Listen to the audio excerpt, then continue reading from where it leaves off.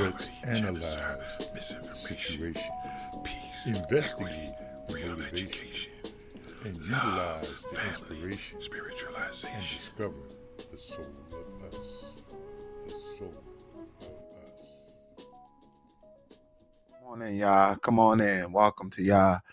I had a little technical difficulty, but we here on this Good Friday. On this Good Friday again, Soul of Us podcast, recording live. We on Facebook and Instagram today. Let you guys get a taste of what we got going on. We still in our beginning phases of getting everything established. This is episode 9 of the podcast. Today's episode is going to be a follow-up episode on trauma, the hurt and the healing. The hurt and the healing, part 2. So if you haven't been following the Soul of Us podcast or following us on Instagram or Facebook, just to let you know, I'm a mental health coach, emotional wellness coach, geared towards promoting emotional literacy, trauma awareness, and social emotional learning. And social emotional learning again is the 5 core principles of self-awareness, social awareness, good decision making, good relationship building, and being able to regulate yourself, being able to control and modulate your emotions. And again, emotional literacy, being able to identify, to read, to label your feelings and to integrate them in a healthy way so that you be able to respond and express yourself in a socially healthy way. So all of our episodes are geared towards educating, giving away this information freely. And if you request any of our services, we're always available. Hit us up on Facebook, Instagram, website coming soon. There's also a YouTube. Come check us out, Soul of Us podcast. So I hope everybody's doing good. I hope everybody doing good on this beautiful Friday.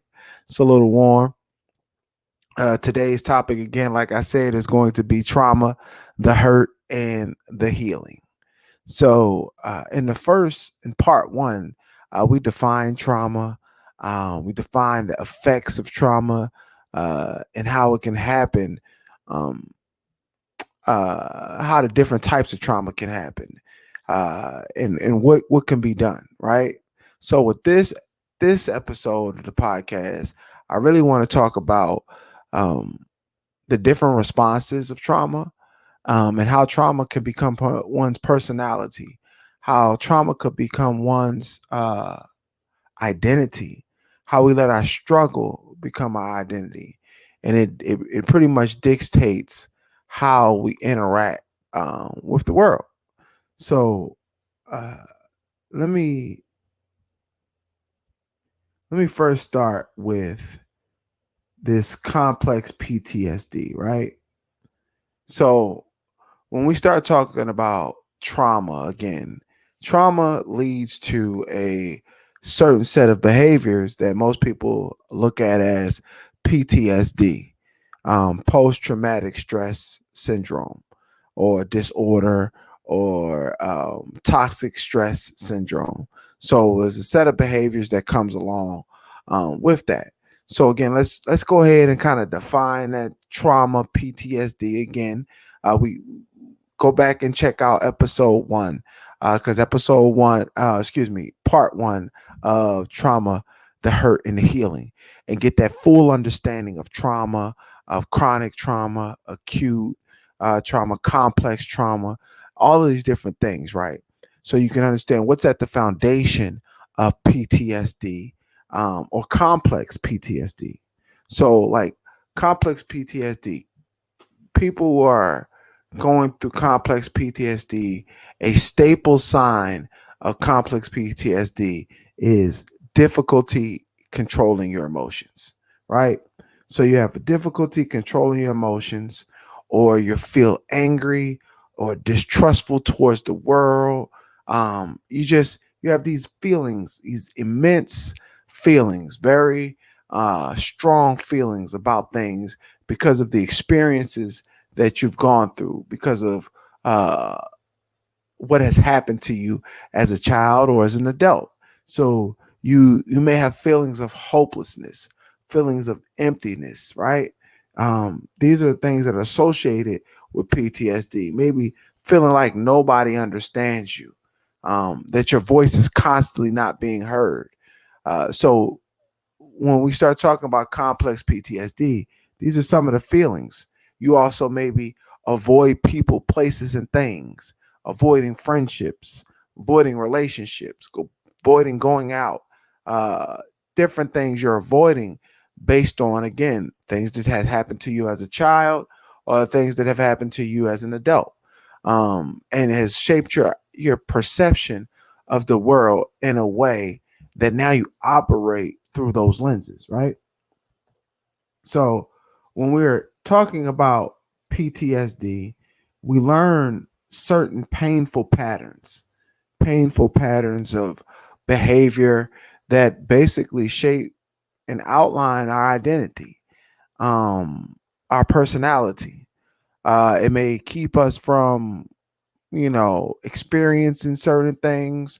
If we're children, it may hinder our learning process, uh, hinder how we express ourselves, what we learn. Again, that social emotional learning, that self awareness may be stunted, and we become, people stuck in a cycle, right? Whether it's a child growing up or you're an adult stuck in a cycle, right? And it's like we have these painfully destructive patterns. And what we have to realize is that we develop these patterns and these behaviors due to what some people may call belief programming, right? So, belief programming, what's that, right? You absorb from what's around you, right? So, what you go through, what you experience. These are the patterns of behaviors are defined and created through you going through life and absorbing every experience, everything that happens to you, and that's shaping you, right? So, because these behaviors keep you from uh, unwanted anxiety or getting hurt. And these patterns, again, this is your trauma response. This is your PTSD. This is your avoiding people. This is your not wanting to see certain people or not wanting to talk about certain things or shutting down or staying busy, right? These are these painful patterns that we develop due to our PTSD, due to our trauma, right? So again, we do these things because these behaviors may keep us from feeling unwanted feelings or becoming hurt. So, but we have to recognize that just because they prevent us from having that anxiety, maybe distracting you, these aren't behaviors, right? That are healthy behaviors. These aren't behaviors that are going to help us live our lives in the fullest, emotionally healthy way, right?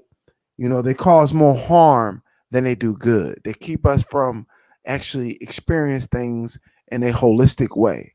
They keep us from being mindful, keep us from being in a attitude of gratitude, right? We're very responsive, right? So, and then we keep doing these things because it's always what we've done, what we've seen, and it keeps getting in our way, right? So, we have to understand how to let go of those behaviors, to let go of those behaviors and to be able to understand and recognize, what are we doing? Why are you doing this? What happened to you? Where did things go wrong? Or was it when you were a child and you had to deal with intense mood swings from your parent, or you had a parent that was neglectful? Was it, a parent that was going back and forth to jail? Were you sexually abused? Were you mentally abused? Uh, were you, bullied as a child? Was one of your parents not in your life? Were they there physically but not there emotionally? What was it, that you absorbed, that put you in a state of post-traumatic stress disorder? Was it a abusive person in your life as an adult? Was it a loss of a job, loss of a person? What is it that you've gone through that has put you in the place? Did your parents go through a divorce as a child? Are you going through a divorce as an adult? What is it?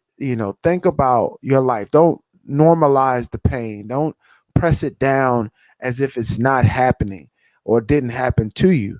Think about what's going. This is a part of that emotional literacy, being able to identify, to read and label your feelings and emotions. So we have to look back and see, what are we going through? Did I lose a parent, to death, to anything? Did I watch a parent with a mental illness, with a drug habit?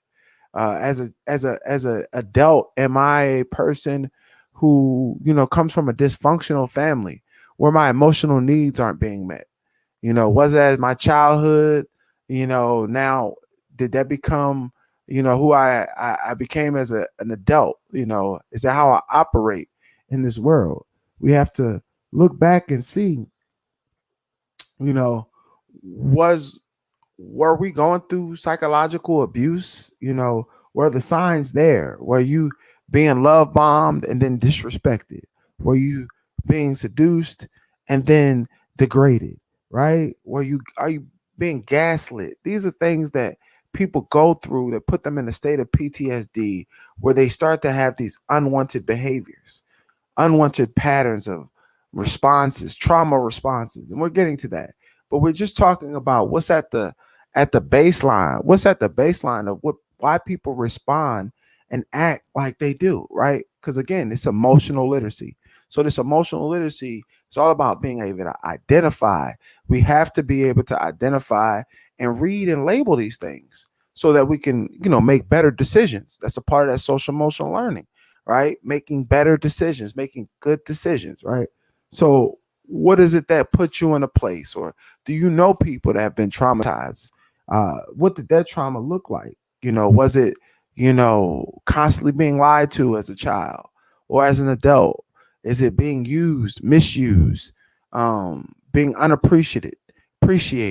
What is it that has put you in a state of hardening your heart, or have you looking at the world in a mistrustful way, um, looking at things through the lenses of fear and doubt, right?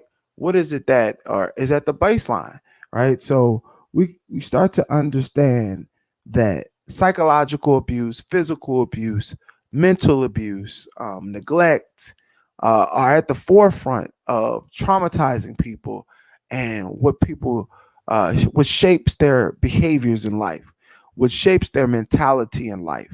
When we say that their attitude is shaped by their experiences. Again, that belief programming. Your environment, what surrounds you, is what is taking you and building your personality and your behavior. So we have to identify these things, right? So when we start to look at, you know, what it looks like to be a, traumatized person, whether you're a child or an adult, and we explain a lot of the things that people go through that put them in this space, right? So what does that look like, when we are traumatized? Excuse me.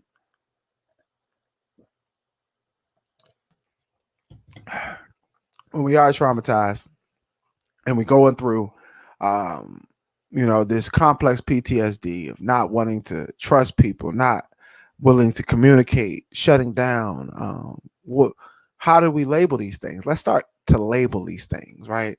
And not in a bad way. Let's start to identify them, label them, understand it, so then from our understanding we can start to make better choices and kind of shift our behavior. Because I think in my community especially, we don't grow up with this education of mental health and self-care and understanding my feelings. So being able to express yourself in a positive way, and understanding yourself, not other people, but just fixing you and what you can control, is a superpower. It's a skill. So that's what we're here to do, is to kind of um impart that information, to people. Is a mental health, skill set that we need to gain. And a part of that is educating ourselves on who we are and what our behaviors are. right? Because we normalize our things and we don't even think about it, right? So when we start talking about people and what they've been through, like their trauma responses, again, we talk about PTSD, you being in a state that creates unwanted patterns of behavior. And sometimes they become patterns of behavior that we're so addicted to. This is our normal go-to, normal response to life. And we see that it doesn't get us where we want. It doesn't get the results that we want. So we end up in these cycles. And we're here to break those cycles. So one way to break those cycles is to understand what is it that you're doing? What is it and why is it that you're doing it? So again, we're going to focus on part two of identifying these patterns of behavior.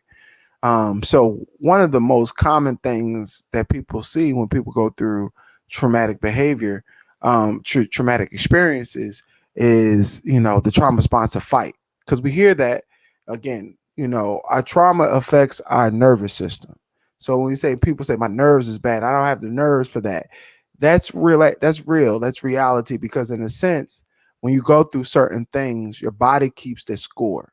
So your brain imprints on your body, whether you were scared, whether you were happy, whether were feeling euphoric, whatever your feelings are, your body's going to be, your brain, your mind, the chemicals, everything is responsive as one, right? It responds together. So if you're scared and your heart beats fast and adrenaline starts pumping, this is a natural response that everything goes together. Everything goes together. So your eyes, your pupils get wider.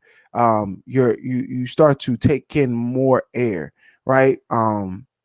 You your response is a natural response. This is your body speaking to you, saying this is how we respond. So sometimes when people have gone through a lot of experiences where their body naturally responds like that, like they get to the point where that's when they say my nerves are bad, and you see it expressed through uh heavy breathing, that fight response, right? So they don't have the ability to stay calm.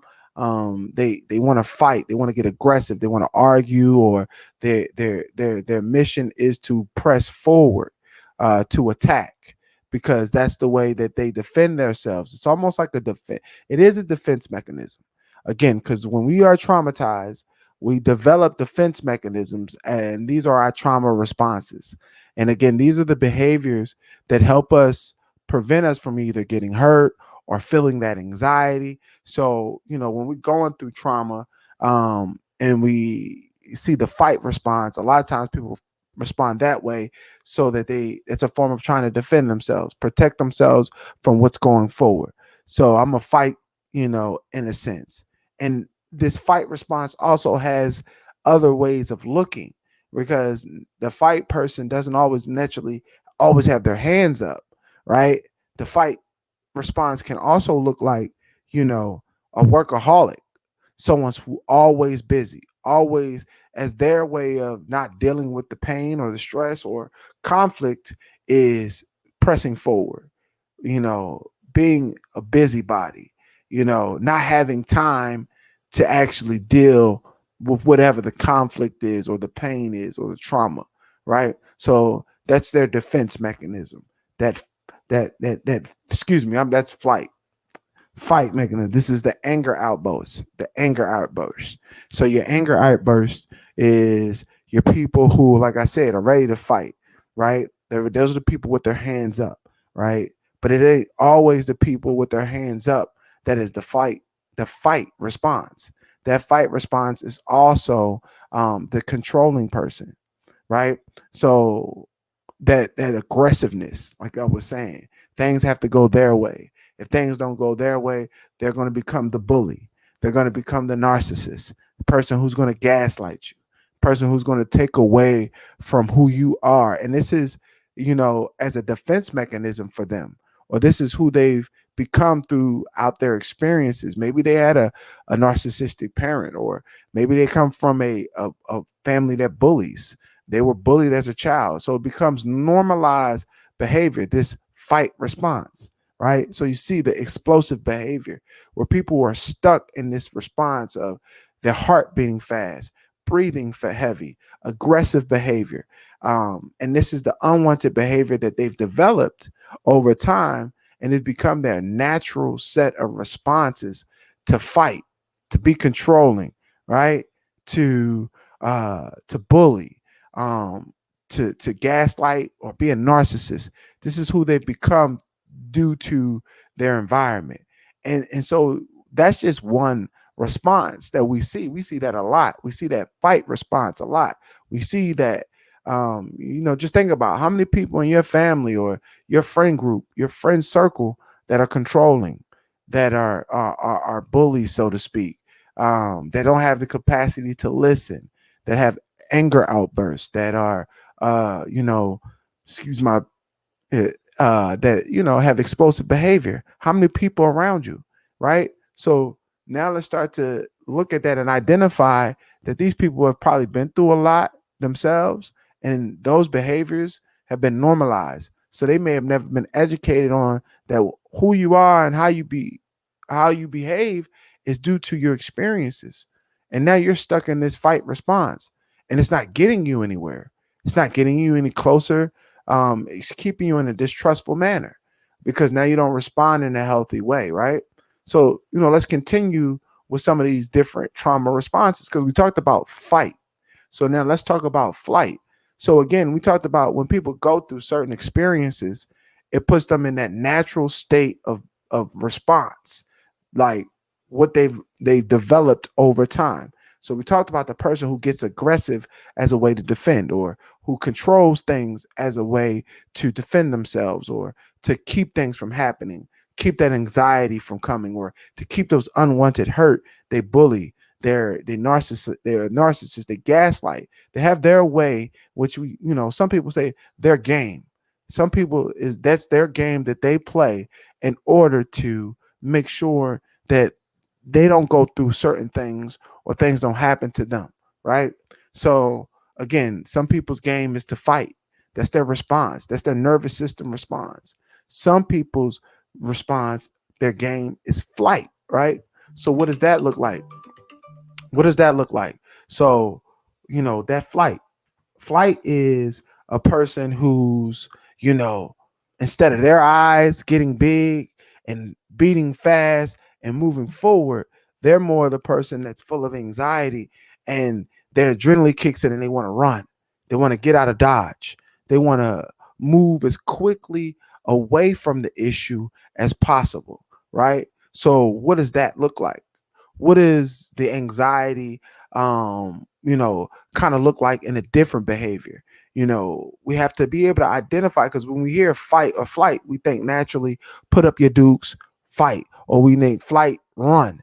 But these behaviors, again, like I said, these are the games or the unwanted behaviors that people do as a way to prevent the anxiety, or to prevent certain hurt from occurring in their life based on past experiences. That's how they operate with present experiences and life. So again, we outlined that fight, so we're outlining flight and what that looks like. So with the flight person, that's the person who's the workaholic. That's the person who's so busy they can't deal with the issue. They don't want to deal with the issue. That's not what they're trying to do, because again, that may cause hurt, it may cause anxiety. So what they do is they keep themselves busy, keep themselves distracted mentally, as a way, as a schema, a game to keep them from having to deal with that toxic stress, right? So who are you a workaholic? Are there things that you may be running from, that you keep yourself busy so you don't necessarily deal with? Are those things that you're pressing down that you don't want, or another thing, when you're in flight, are you an overthinker, right? Are you one of those people who, your mind, it starts to race, it goes there. It's like you can't really settle yourself down. You're in overload now. It's not the fight, press forward. It's the I don't know what to do. Is it me? Is it them? Am I too loud? Am I too this? Is you start to you walk on eggshells as what as some people may say, and you don't know what to think because you're overthinking. You paralyze yourself, right? And this is a part of that flight. That anxiety, that panic, that OCD, difficulty sitting still, right? That perfectionist. These are people that it got to be, got to be this way, got to be right. It kind of comes off in a way that people are very rigid about life. They may not be controlling, but you go to their house, you can't sit this way. Or if you go somewhere with them, they're nitpick about how things are going or uh, what's going on because they're not comfortable. They're maybe anxiety is picking up because of certain situations or how things are happening. So you have to pay attention to people's speech and their behaviors. And if you are one of these people, start to look at why you do this. What did you go through that has you in a state of having to be perfect or got to be busy all the time? What are you running from? Are you? Do you have panic attacks? What are these things that are happening in your life that are putting you in this predicament of responding with these unwanted behaviors that don't bring you closer to people, they don't bring you closer to fulfilling, experiences, right? So we talked about uh the flight and the fight, and that's what we normally hear when we start talking about trauma. We normally hear the fight and the flight. So the fight, the anger outbursts, the controlling bully narcissist, right? The explosive behavior, that's the person who's game to prevent things from happening or for things to go the way that they would want them to go, right? To prevent hurt in the way they've experienced it before is to fight. So, and then we have the flip side, which is the flight, which is people who are ready to run. And that could look like people who constantly keep themselves busy, constantly, overthinking, they're perfectionists, OCD, things got to happen in a certain manner, got to happen like this, got to, very rigid, panic attack, I'm saying anxiety filled, right? Difficulty sitting still. These are things that, as a person we have to realize, and as a your favorite mental health coach, I'm here to put this information out here so that we can start to identify and relate in an educational way so that we can move in a better direction in our lives. So when now that you're doing this, or you know where this is coming from, we can start to you know try to regulate our behaviors instead of fighting, instead of running, instead of overthinking, taking a pause for cause, understanding why I feel like this, right? But let's continue. Let's continue. Let's keep talking about these responses, because there are two more responses that I don't think a lot of people are familiar with. I know we hear fight and flight, like I said, as our nervous system response, but we also have freeze, right, and fawn. So freeze and fawn are two more trauma responses. These are these unwanted patterns of behavior. So we got the fighter, we got the runner, the overthinker, right? The panicker, right? Then we have that freeze person. These are the people that, because of traumatic responses, and I mean traumatic events or whatever they've been through, they respond in a freeze, a paralyzed way, more, you know, difficulty making decisions. They're stuck, right? This disassociation, meaning they isolate themselves, they're numb, right? These are the people who shut down, as they call it, gray wall, or yeah, gray wall, and graystone, and I think it is, where these people just, you might talk to them. The minute things get, a little traumatic for them, or remind them of an experience that they went through, they're going to shut down. You're not going to get nothing out of them. They're going to isolate themselves. They're going to be disassociated, meaning staring off, really not giving you eye contact. These are people, that, this is that freeze. And you see this a lot, man. Appreciate it. We see this a lot, you know what I'm saying? as a response. This is the way people get through, tough situations. Instead of being open and authentic and trying to get to the bottom of what's going on, they made more response in a freeze manner because as a child they were bullied by someone who was aggressive, or as a child they were, a child of a narcissistic parent. So now they freeze. They don't know what to do. They don't know how to think. They don't know how to make a decision. They're stuck. And these are the people who come off very slow, and they don't process things, very fast because, they weren't given that time. Because, if you've ever been bullied, you got to make decisions right then and there, or you just take what's going on. And some people, they just take it. They're not the runner. They're not the fighter. They're going to just sit there and take it and not say anything and try to just leave their brain, leave their mind, and go somewhere else. Why it's happening, right? They're numb. So again, we got to know what these things are so we can start to educate ourselves, so we can move and move and groove in a healthy manner. Because when we marry somebody, when you're in a relationship with someone, when you have children, if you're a teacher, anybody who interacts with people, we have to have a level of empathy, and level of understanding of what's going on out here, because people, we're normalizing like unwanted patterns of behavior, but we don't understand why people are doing it. So, because we're really not trauma informed, we don't put our own emotions first. We don't put our own self care first, our own mental health first.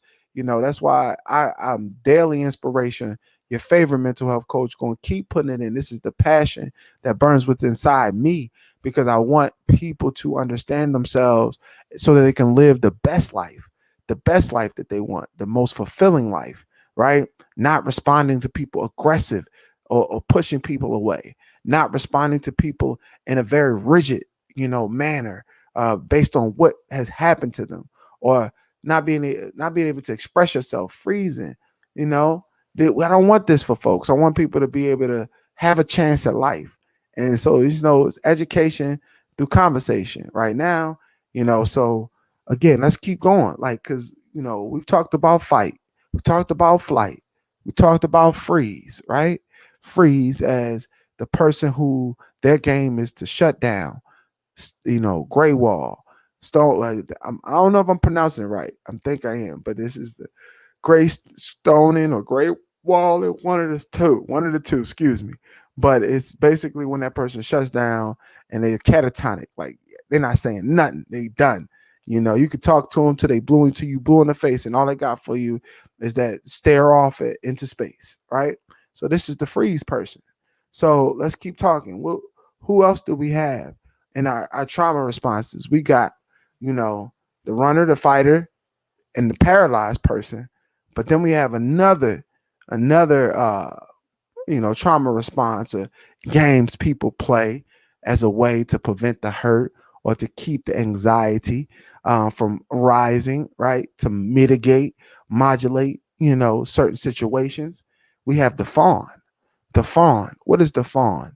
Right? That's the new word for you, right? It's a trauma response. Fawn. Trauma response. The fawn is, that's the people pleaser. That's the person who always making jokes, right? For me, I'm gonna be candid. I've been a fawn majority of my life, coming from my experiences, right? That's the person gonna creep, make light of things, keep things funny, keep things, in a way of trying to please that person, as a way to, keep things from escalating, right? So these people can also lose their identity, have a lack of identity, because fawns, kind of mold into the space, right? You kind of do what's going on around you as a way to stay out of, harm's way. So whatever idea people are going, you're supportive of all other people's ideas when they're mainly never supportive of anything you do. You don't necessarily stand up for yourself, right? You go along with the get along. That's the fawn, right? That's the person who, they're not going to, They know that this is not for them. And I've been there. You know that this is not what you want, but you're stuck in that pleasing, the need to please. So it's almost like a codependency where you gotta, you're placing your own emotions on their emotions. So them being happy puts you in a place of feeling more fulfilled when it's really not, because you can't base your health, your wealth, your emotions on another person's emotions, because we're not in their brain. We haven't lived their life. We don't know what they're going through. So a fawn is that people pleaser, that person who doesn't really have their own identity or is afraid to stand out, afraid to be themselves. So they kind of mold into the situation, kind of, ride the wave. That's the person who can get overwhelmed. So instead of being overwhelmed, they're gonna, play small, downplay themselves, right? So when we look at this, you know, uh, how many people in your life have you ever noticed that, what I'm saying, have these different things going on with them? Whether they're the fight, right? The person who's irritable, angry, aggressive, moving towards all the time, right? Or is it the flight, the anxiety, the fear, panicking, avoiding, the chronic worrying, right? The perfectionist, right? Or is it the freeze, right? That's the person who's stuck, collapsed, immobilized, spacing out, disassociated, depressed, shame, right? Just in a dark place. Or is it the fawn, right? People pleasing, mold into the situation to avoid the conflict, right? Prioritizing other people's needs before your own. Like I said, right? Not just going with the wave, not having the ability to say no or set boundaries in a very firm way. People are able to walk all over you. You find yourself being a doormat a lot of different times when you just want to express yourself in a healthy way. You got to be able to set your values, know your truth, know your truth, and a part of that is understanding your response. So for me, like I said, I feel like I was a fight flight fawn.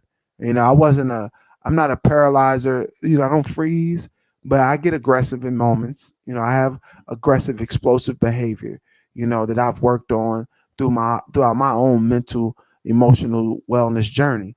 I've also been a person who run, especially as a child, when things got really tough. And if I couldn't fight, I would run. It's part of the reason why when I turned 18, I went from Philadelphia, PA to Florida, Tallahassee, Florida. I'd never been to Tallahassee a day in my life, right? I mean, my 12th grade year, I went on a college tour, went down there for a week, saw it. I was like, bet, I'm out, because I felt like I came from a dysfunctional family where, I had a very aggressive mother, uh, father who was very aggressive, very rigid in their discipline, in their structure, due to their own traumatic responses, right? So it traumatized me in my own way, and also losing a parent, not losing him to death, but losing them not being in my life, right? So it shaped my mind for me to be able to, not be trusting of the world, fear of abandonment. So I then had my own traumatic responses, like, to defend myself, because I've been bullied, right? I'm gonna fight, or I'd run, right? Or I was a chronic worrier, person who always worried about what's going to happen, the anxiety, right? And I always found myself people pleasing as a way to get through situations. So you don't necessarily have to be one, right? You can be a mixture of these things, but you have to first identify them so you know what it is that you're dealing with, right? Yeah, I've done it for myself. That's why I'm here today as a testimony to be, here for you guys as an emotional wellness coach. I've not only learned this academically, being having my bachelor's in nursing and a master's in social work, but also being, built for tough, coming through the mud, understanding that this is not something that you overcome in a day.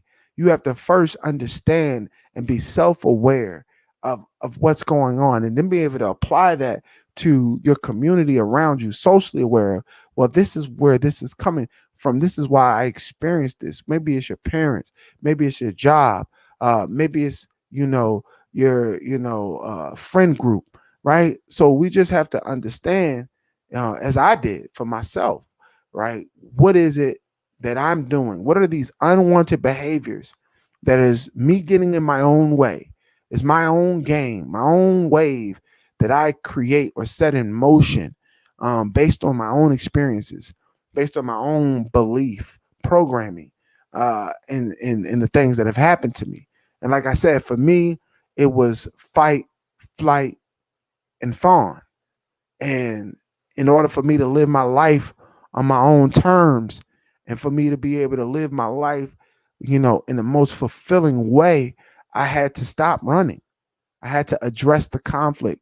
I had to be able to identify why am I hurting? Why am I getting tight? Why am I getting upset? Be able to integrate and understand that I'm not in that place. That's not happening right now. Or be able to just express, I'm hurt right now.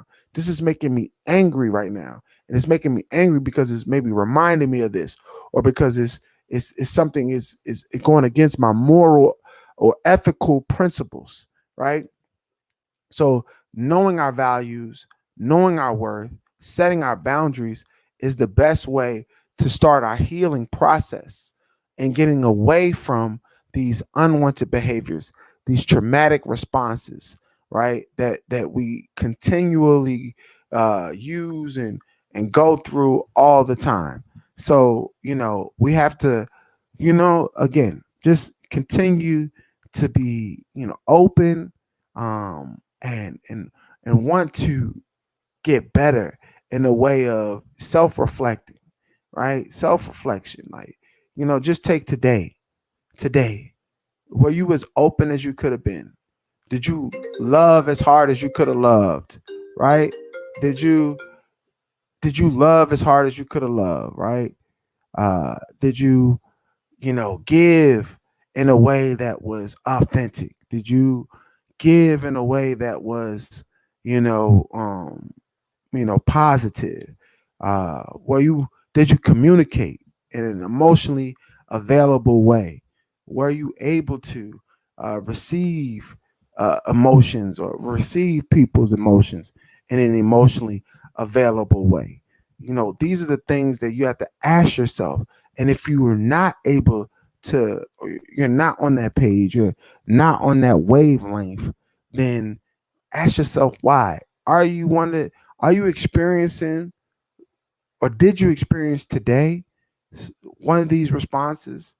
Were you explosive? Did you have the urge to avoid? Uh, were you in a place where you spaced out due to what was going on around you? Did you get overwhelmed? Why? What prevented you from having the most expressive day possible?